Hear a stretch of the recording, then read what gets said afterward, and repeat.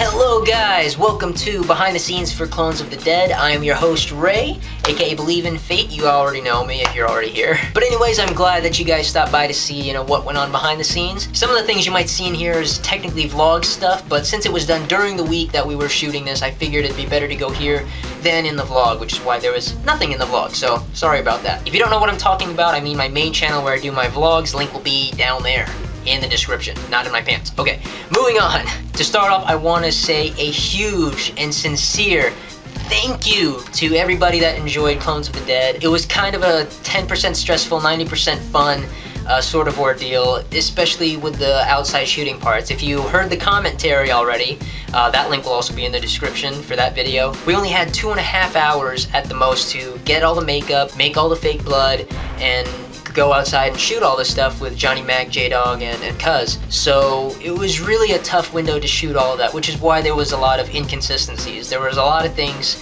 that normally I would just, be very adamant about, okay, we have to fix this, this has to be this way, and so on and so forth. But I really had to just, let it slide due to the time constraints that we had, and we really didn't have all the time that we needed. The number one thing that got me during the shooting process, during those outside shots, was daylight, because we were losing it. We shot between 2:30 and 5 p.m. that Wednesday, and there was a lot of clouds. Thank God for that. There was a lot of clouds.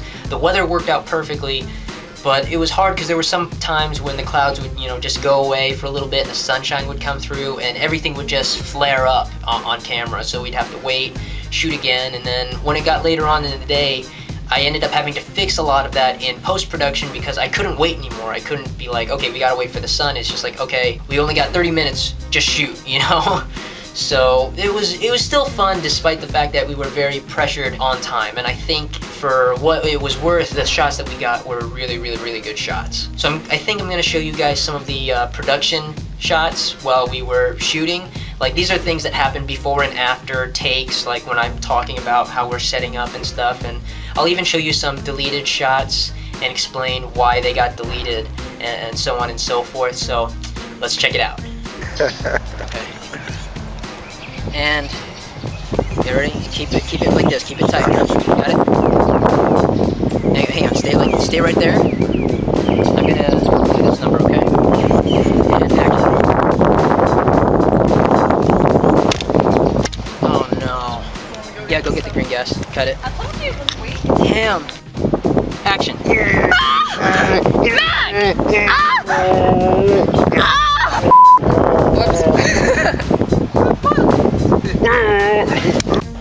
Action. Hang on. Recording. Action. And hang on. So this is it, my cue right here? Mm-hmm. It should mark right there by the... there you go. Okay. Action. Mac!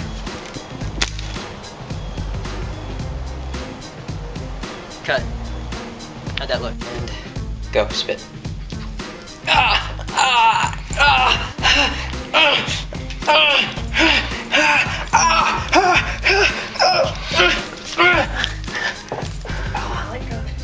Yeah. That was beautiful. Next one. Or what happens next? It's your lip. I follow your lip. Oh, and I go, I told you should have shot him. I told you should have killed him. I told you should have shot him. Here you go. I told you should have shot him, man.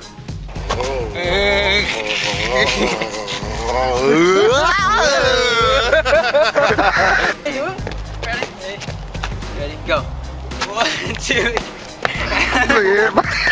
Nobody's in the frame now.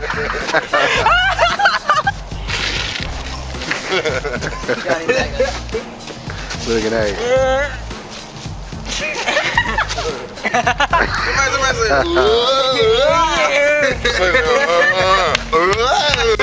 Oh, dude. Okay, this shot was ultimately deleted because of how it worked. When I conceptualized this shot, when I was writing the script out, this was supposed to be the very action-y shot, and I thought it looked good, and it did, don't get me wrong. It's just that at the same time that this is happening, Clone and Tiffanie are running towards the front door, and that front door and the pathway that they took is right behind me in this shot, so I couldn't cut to me walking towards the trunk of the car while it showed them walking directly behind me in the previous shot, so I couldn't use that angle at all. Next up, I'm going to show you guys how we did some of the teleporting effects by showing you the before and after shots of how we shot the entire thing. Like this scene, for example, this is the part where J-Dog just gets killed and I get up and I teleport inside the house. Of course, we take the first shot where we go action. I act out the whole part up until I teleport. Then I just walk off frame, and then I get a clean plate of the entire shot, so J-Dog literally has to stay there still for just a couple seconds, because the teleporting only takes like 2 seconds at the most from the fade in to the fade out. Then post-production, I just layer those two shots one on top of the other, with the clean plate being on the bottom, and I mask myself out in the last couple frames with some visual effects to create the teleporting effect. Now with the clones in the street, it was a little difficult because I never had teleporting multiple people in and out of a single shot before. Like majority of the skits you've seen me do on my main channel before my vlogs, I have no idea how I'm gonna edit them. When I shoot them, I just think in my head, okay, this is the effect I want to pull off. I have an idea as to how it's going to need to be pulled off and what effects I think I'm going to need to use. And then once I go into the editing, that's when I figure it out. And if it doesn't work, I find another way to make it work. That's the way I feel like you really have to learn how to do this kind of stuff. It has to be trial and error. You can't just read it from a book and go for it, because you'll know how to do it, but if something goes wrong, you won't know how to fix it. But if you learn all the ways that can go wrong with it, and then you get it right, in the future, whenever something goes wrong, you'll know exactly what to do to turn it around, you know what I mean? But anyways, I know I'm rambling on. And now these next shots are some shots that were actually in the finished video, but I'm gonna show you the original shots to them. Like this is one of the shots that was actually in the skit where Clone's running towards the car to help Tiffanie, and here is the original video. Did you see it? J-Dog was in the side of the frame, and Cuz did tell me during the time that we shot that, you know, he was in frame, and I asked him how far in frame was he, and he's like, just a little bit, and I'm like, okay, I can mask that out. So that's what I did. I just focused in on that one part of the frame and made sure that it didn't cross over to show J-Dog there in the side. But anyways, here's another shot that was actually in the actual skit. This is the part where J-Dog comes and attacks me. And I cut it to this other angle here. Now, here's the original video, and this is why I had to cut it right there.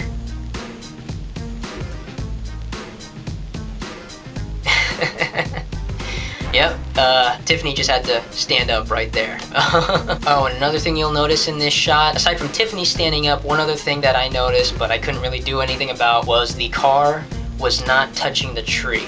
Like, I just noticed it now when I was looking at it, and I could see how it could have been overlooked at the time. I don't know how I could have overlooked it, but I did, and you know, no one's perfect, but not a lot of people really noticed, surprisingly. Like, no one really said so in the comments or anything, but I'm pretty sure some people noticed, they just didn't say anything. Oh, and here's another fun fact. You should have seen the look that a lot of our neighbors were giving us walking around with zombie makeup and stuff. As far as the gun shooting parts go, this is the actual gun that we used. It's actually a full metal BB gun or airsoft gun. See, it's no bullets or anything, just takes BBs, and it's air loaded. You put the air in down here. It's a full metal design, and I know you can get these cheaper if you get the plastic ones like at Walmart and whatever, but I decided to go with the full metal design because number one, it's got that actual weight of a live gun, so my actor or actress who's holding it will have the actual weight and feel of it.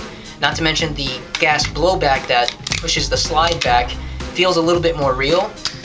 So instead of having to do this and pretend, it actually blows back, so I don't have to edit all that. All I had to do was edit the muzzle flare at the end. And I actually did the muzzle flares in the actual final video really quick, so I didn't make them as big as I think they should have been, but I think they still kind of pulled it off. But yeah, that's all it is. It's just a airsoft gun. And I highly recommend, if you're going to be using guns in a shoot and you're shooting outside, never use a real gun. Even if it's not loaded, never use a real gun as a prop gun. That's just stupid. And also, wherever you're shooting, especially if it's in a public place, please tell everybody in the area what you're shooting, because the last thing you want is the cops to show up and shutting down your production. Like for me, I went to all of my neighbors here up and down my street and told them, hey, I live down the road, I'm making a Halloween sort of movie in my front yard, so if you hear screams or things that sound like gunshots, you know, don't be alarmed, we're just shooting, it's only gonna be this afternoon, okay? So you have to do that to keep people aware. You don't want the cops called on you because that'll just ruin it. And aside from that, here's some more footage that I took myself when we were like buying the ingredients, making the fake blood, and doing some test shots and things like that. So check it out. We just came from Walmart. Picked up some ingredients for making some fake blood. We're gonna go home and try to make some and see if this works. See which recipe is the best, and then we're gonna use that tomorrow when we shoot. And hopefully we get everything done. We got 2 days of shooting this. So yeah, keep your fingers crossed for me, guys. Even though no, I don't know why I'm asking you to cross your fingers for me, because you already saw it by the time, yeah, so time paradox. But anyways, yeah, we're on our way home. We're gonna give this a try. So see you when we get there. Oh, what are we gonna do there? Yeah, okay. Aim it in the mirror so you can get a better shot of this. Can you see okay? Okay. Alright, so this is Put just... it in your mouth. You need a spoon. No, that's fine. Does it taste bad? Oh. Not really.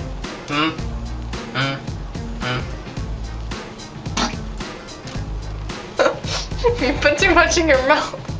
Stop licking me. Okay, we're good. Oh, wow.